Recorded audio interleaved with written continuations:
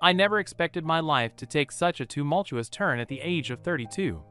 Just a year ago, I was coasting along, content with my stable office job and comfortable routine. Little did I know that a single encounter would upend everything and send me hurtling into a whirlwind of events that would test my resolve like never before. It was only a few weeks after we had moved in together that the first cracks began to show. Jake's new job was extremely demanding, requiring frequent late nights and weekend work. I didn't mind at first, as I was still getting settled and exploring our new city. However, his long hours gradually turned into a lack of communication and increasing emotional distance between us. Things took an even darker turn when I discovered Jake had been having an affair with a coworker. The betrayal cut me deeply, not just because of the lies and deceit, but because I had given up so much for our relationship. I felt like a fool for believing his grandiose promises of our future together. In the heat of confrontation, cruel words were exchanged that could never be taken back. Jake showed no remorse, placing all the blame on me for failing to understand the pressures he was under at work. He insisted the affair was just a momentary lapse, but I knew then that the trust was permanently shattered.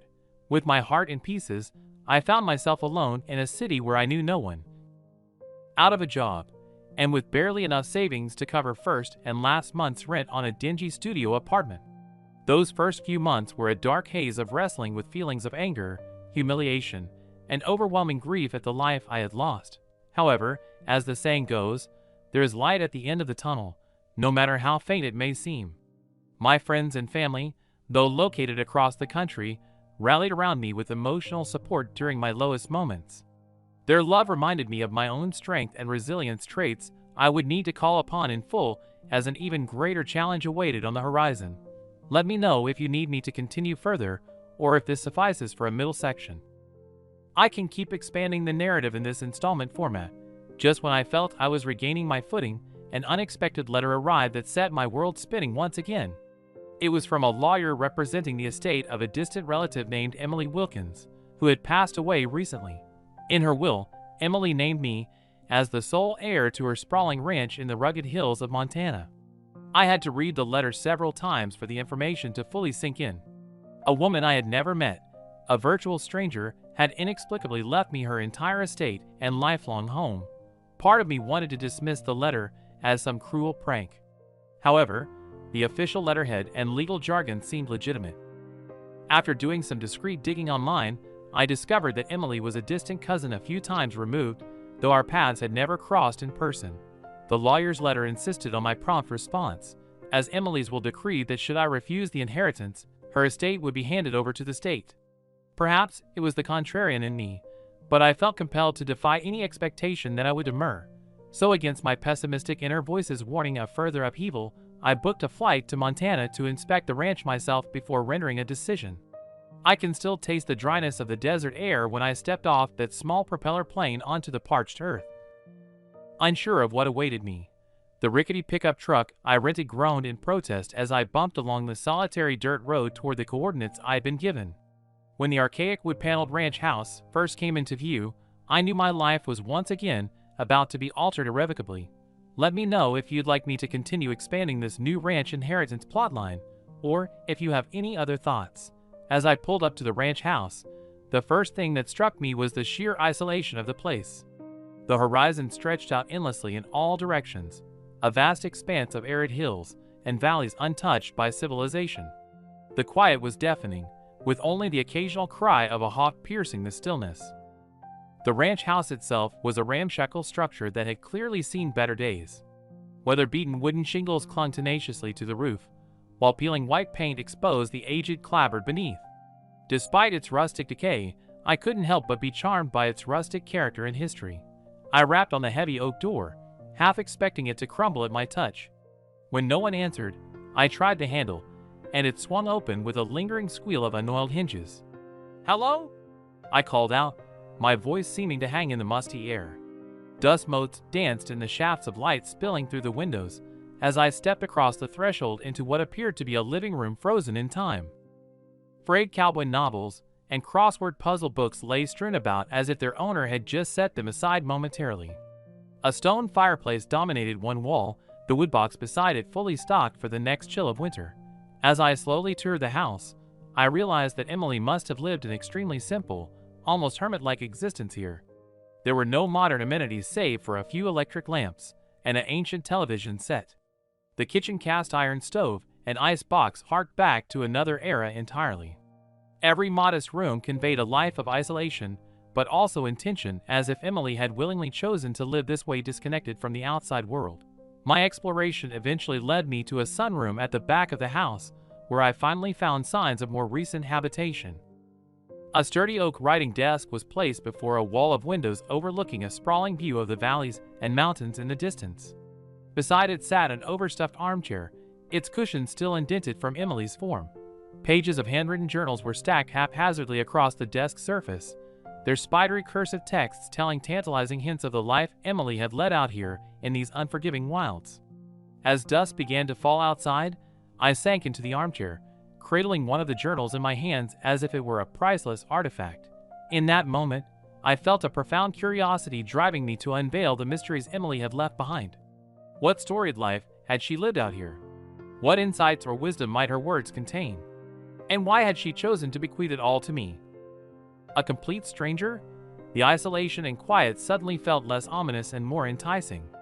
Perhaps this ramshackle ranch was not meant to be just a relic from the past, but could offer a new frontier for me to explore. As fateful circumstances seemed to have thrust me into the most unexpected of trajectories, yet again, I made a decision. For now, at least, I would stay to uncover the secrets of Emily Wilkins. Let me know if you need any other details or have additional prompts for me. Here's the continuation. Sticking to the ranch inheritance storyline and adding some new conflicts, the first few days at the ranch passed in a haze as I attempted to get my bearings. Much of my time was spent poring over Emily's journals, trying to piece together the puzzle of her life. Her elegant penmanship revealed itself to be a tapestry of vivid memories, painstaking observations of nature, and raw philosophical musings. However, amongst the densely packed entries, unsettling themes began to emerge. Recurring mentions of a troubled relationship with her parents hinted at a traumatic childhood. There were also cryptic references to a calamity in the valley that seemed to weigh deeply upon her later in life. The further back I delved into the journals, the more erratic and disjointed Emily's writing became. Mundane recountings of her days abruptly devolved into rambling, quasi-paranoid rants seemingly detached from reality. I couldn't tell if she had struggled with mental illness or if something more sinister was at play. My unease grew when I discovered the ranch's dusty tool shed, haphazardly filled with an assortment of firearms, hunting supplies, camping gear, and amateur radio equipment. It became clear that Emily had lived not just an isolated existence, but an heavily armed and defensive one as well. One morning, as the sun crested over the mountains, I was rummaging through the cluttered basement when I found an old lockbox half concealed beneath a pile of moth-eaten canvas tarps. After prying it open, its contents stopped my heart, a sizable cache of gold coins, jewelry, and other valuables that could easily be worth tens of thousands of dollars, if not more. My mind raced with theories. Had this been some sort of secret inheritance stashed away by Emily's family long ago? Or was it possibly the haul from some long-forgotten crime, explaining her need for such ardent self-defense over the years? The valuable hoard only compounded the mysteries surrounding this place. The feelings of profound isolation began weighing on me as well. With no cell service for miles, and the nearest town a substantial drive away, I was utterly alone on these vast empty lands.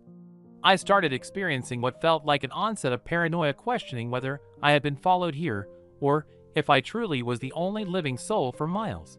It was around this time that I began hearing the strange noises.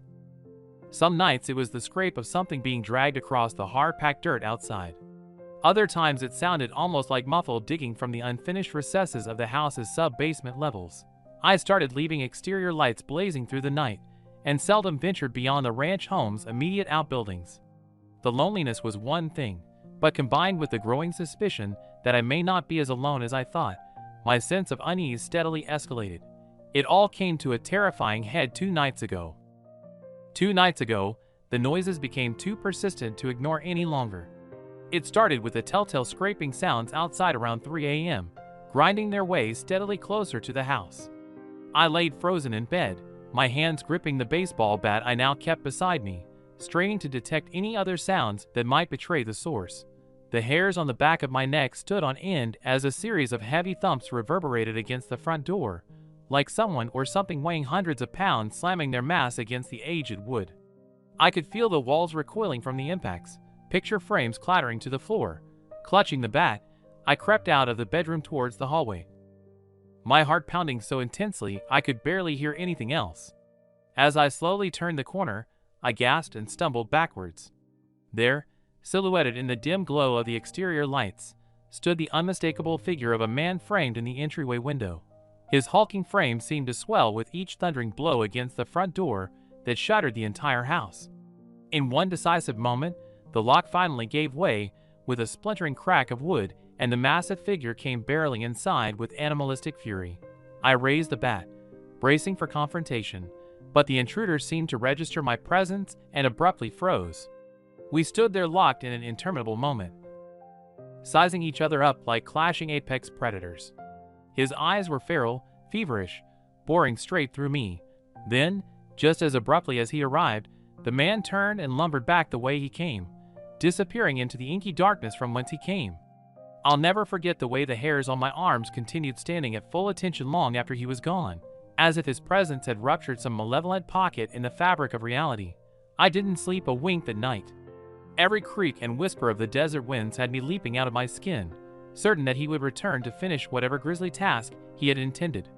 As the first light of dawn crept over the mountains, allowing me to examine the damage to the front door, I knew I needed to get out of here before I became the ranch's next statistic. Shoving bare essentials into a rucksack, I fired up the ancient pickup truck, said a silent prayer that it would start, and tore off down the dusty road back towards town and the relative safety of civilization. In my hurry, I left most of Emily's journals and possessions behind, but I doubted I would ever return to reclaim them. It's been 2 days now since I left that accursed place in my dust-choked rearview mirror.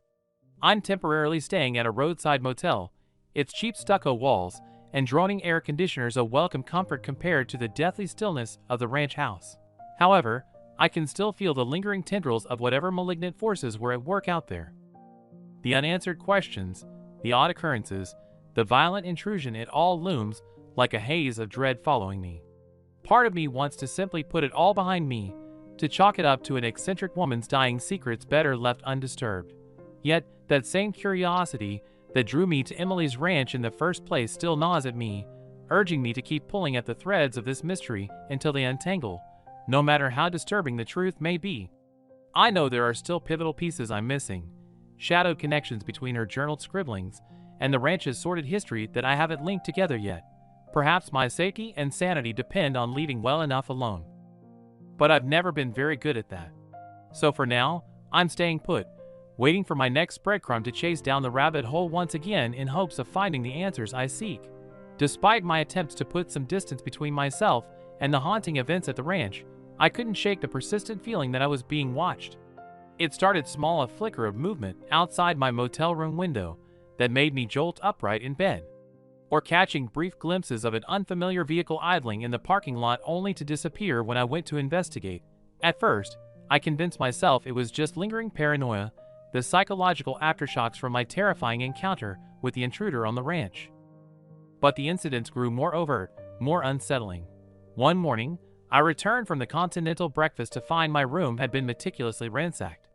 Drawers upturned, contents strewn about, as if someone was searching for something specific.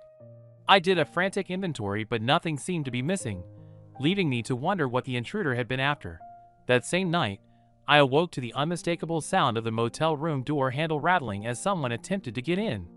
I held my breath, clutching the baseball bat again, as I heard footsteps retreating down the open-air hallway outside. There was no mistaking it this time. I was being targeted by someone or something. With my money rapidly dwindling and no choice but to make a move, I decided to make tracks for my brother's place in California. He was my closest living relative, and my only real option for a safe haven for the time being. I threw whatever scant possessions I could into my truck and hit the road just after sunrise. The drive passed with an elevated sense of hypervigilance. I kept checking the rear view, looking for any signs of being followed or potential ambush points along the isolated desert highways. At one point, I could have sworn I caught a glimpse of that hulking silhouette from the ranch in the side mirror before it veered off the road and vanished. But it could have just as easily been a heat mirage. When I finally arrived at my brother's place in Los Angeles, I was an utter wreck. Stubble matted to my face, eyes underlined by purple half-moons of exhaustion. He took one look at me before ushering me inside without a word. Over the next few days, I recounted the entire ordeal to him between long stretches of fitful sleep. Though skeptical at first, he came to believe my fears of being monitored or potentially pursued were merited. We decided to make copies of Emily's remaining journals that I'd brought with me, forming a crude shipping crate to mail to a P.O. box in another state in case my motel room was indeed searched for them. My brother also took it upon himself to go digging online for any potentially relevant public records on the history of the Wilkins family and their Montana ranch lands. It was over breakfast one morning when he slid a sheaf of printed articles across the kitchen table to me. I almost choked on my coffee when I saw the decades-old clippings detailing a string of stagecoach and rail robberies across Montana, Wyoming, and the Dakotas in the late 1800s. Purportedly masterminded by the notorious Wilkins gang, their exploits had entered into outlawed legend before their trail went inexplicably cold and uncaught. As I hungrily devoured the faded newspaper accounts, a new theory began taking shape. What if Emily's reclusive existence and paranoid writings hadn't stemmed from mere mental instability? What if she was the latest inheritor of an accursed familial truth, the custodian of some long-buried secret tying her bloodline to the Wilkins gang's ill-gotten spoils? Perhaps the lockbox of valuables I uncovered hadn't been random at all, but merely the remnants of the vast fortunes in gold and jewelry plundered by her ancestors over a century ago. Which begged the question, had their checkered trail not grown quite so cold after all? Did the ranch hold the key to unlocking the final mystery of where the gang's elusive missing loot was stashed? If so, it seemed clear now that the violent intrusion I'd suffered was more than just the actions of a deranged drifter. This was a meticulously calculated act of aggression, driven by knowledge of what lay waiting at the Wilkins ranch for the next curious soul to go poking around the family skeletons. And I may have only narrowly escaped becoming the latest casualty in the Wilkins gang's long legacy of bloodshed. As the larger picture surrounding Emily's secrets began taking form, one other revelation struck me like a lead weight to the gut. Whoever was behind the intrusion and had been doggedly tracking me, they clearly knew I was now the only living person privileged to the locations of the missing fortunes, which meant my life was in perpetual danger until I decided my next move very carefully. So here I was once again thrust into the crosshairs of an inheritance I had never asked for, burdened with proof of my ancestors' darkest sins, and left to confront the wrath of merciless souls who would stop at nothing to unearth their secrets for themselves. Here's one way the story could conclude. After processing the revelations about my family's notorious outlawed lineage, I knew returning to the ranch would be a death sentence. Too many unanswered questions still lingered in those sun-baked hills, and I had unwittingly painted a target on my back just by being Emily's heir. My brother urged me to go to the authorities, to let the professionals handle whatever dangers awaited at the ranch. But we both knew there were certain family skeletons better left entombed, lest they bring further unrest upon the present. This was a wrong that dated back generations. It fell to me to be the one to finally put it to rest, once and for all, so I opted for a middle path. One walked by many outlaws and fortune hunters before me. Using the last of my funds, I purchased a battered moving truck and trailer, along with an array of sturdy equipment like shovels, rope, rappelling gear, and even a geologist's particulate radar setup. If the ranch held one final secret waiting to be plucked from the earth, I aimed to be ready. We worked around the clock those next few days, poring over surveyors' maps of the ranch lands and Emily's journal entries with fresher eyes. Cross-referencing her scribblings with the scattered histories of the Wilkins gang's known strikes finally became my Rosetta Stone, revealing subtle coded instructions for the stashes my ancestors had buried, with a mother lode whispered to be waiting in a final rest vault, concealed somewhere on the ranch property. When the appointed morning finally came, I said my goodbyes to my brother, topping off the truck's gas tanks for what would hopefully be the last time. The drive back to Montana seemed to pass in a solemn daze, my knuckles gripping the steering wheel as the haunting landscapes whipped past in a blur. I'll never forget that first glimpse of the ranch's weathered facade as it emerged before me, no longer cloaked in an aura of romantic mystery, but radiating an ominous barbaric power. My stolen inheritance was out there somewhere, past sins waiting to be repaid, Steeling myself, I rumbled up to the house, parking the trailer and killing the engine. The customary stillness quickly blanketed me once more, broken only by the occasional weighing groan from the truck's labored shocks cooling in the desert heat. I readied my gear with mechanical precision, strapping excavation tools and Emily's journals into a backpack. The final item was her grandfather's service revolver that I had found stowed beneath a floorboard, its barrel gleaming dully as I clicked open the cylinders to ensure it was fully loaded. Just to be safe, my first move was to search for any signs that I'd been tracked here or ambushed while working the site. Thinning out in a wide perimeter, I scoured the surrounding ravines and outcroppings for potential sniper hides or buried pit traps. It wasn't until I made a slow circumnavigation of the house's foundation that my blood turned to ice in my veins. There, carved crudely into the sunbaked clay of the crawlspace entrance, was a solitary message. Last chance to dig, outsider. Any doubts I'd possessed were instantly vaporized.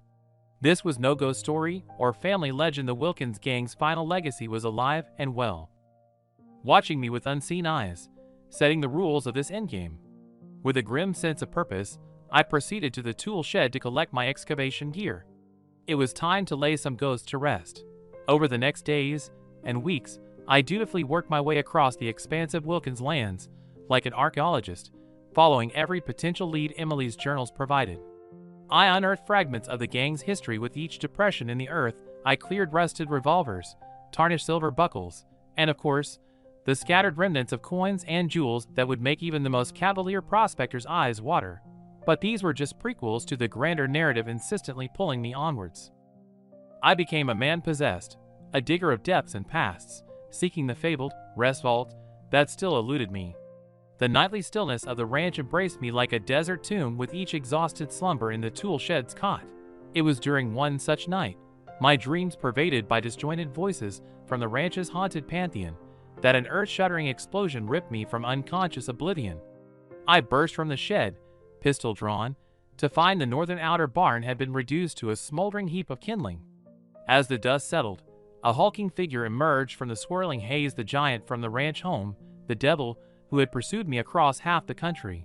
Time seemed to splinter in vertigo as he raised a lawman's riot gun, the sun glinting from its barrel with searing promise. I hit the ground rolling as he opened fire, buckshot chewing into the shed's metal siding behind me in thunderous waves. My own revolver barked a defiant reply, its heavy rounds kicking up geysers of dirt around his lumbering feet. We slowly circled amidst the chaos, two gunfighters out of time fighting over an inheritance neither of us could truly claim ownership of. I knew in that moment with terrifying clarity that he would never stop, never relent in his self-appointed duty to exhume every last relic of the Wilkins gang's plunder. And I was the only person alive who knew where it was buried. Seizing an opening, he closed ground with a surprising quickness and leveled the shotgun riot gun squarely at my chest. I could see the mania blazing in his eyes, highlighting the ritual facial scars that marked him as part of some demented underworld cult. With a bellowing war cry, he prepared to deliver the final rites.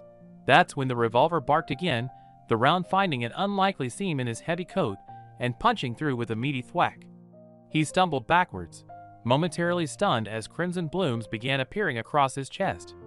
The giant swayed, Herculean legs finally crumpling beneath him as his bulk crashed to the desert floor in a mushroom of dust and gravel. I was already moving before he stopped twitching, scrambling with a frantic energy towards the southwest outcropping of boulders Emily's notes had designated as the heart of the Wilkins operation centuries ago.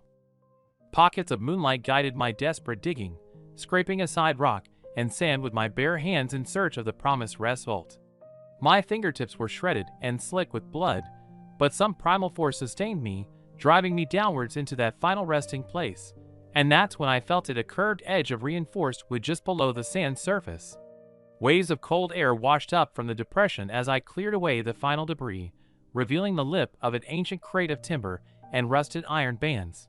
Somewhere behind me, I heard the telltale sound of the giant's groaning breaths, his superhuman constitution pulling him back from the brink of death. We truly were two men possessed, destined to be the last combatants in this multi-generational feud. My raw fingers frayed and blistered as they scrabbled with the iron clasp, finally popping the crate's lid to reveal its decaying treasures within. Stacks upon stacks of gold coins and ingots, Diamond crucifixes and pocket watches bore witness to the gang's reign of terror from 2 centuries past. I instinctively seized handfuls of the loot, letting the heavy chinking coins spill through my fingertips in rapturous redemption. But I could not linger to savor the fortune. For amidst the clinking artifacts, a soft refracted gleam of silver in the crate's depths caught my eye. Reaching through the gilded web, my fingers traced the outline of what could only be a time-worn bandolier. Its canvas baton still stuffed with their black powder payloads. Beside it lay a brass-carrying tin that would have held the fuses to ignite the stashed explosives. The giant let out a bestial roar behind me, hurling his immense bulk forward for one last attempt at ending my discovery. But this time, I was ready. Moving with a fluidity born of desperation, I grasped the fuses carrying tin and dashed its powder trail straight towards the giant as his mass collided with me. My revolver thundered again and again, the magnesium powder igniting into brilliant plumes of sparking flame. The roaring crescendoed into a deafening climax as we hurtled together into the rest vault, the bandoleer's charges detonating in an apocalyptic chain reaction.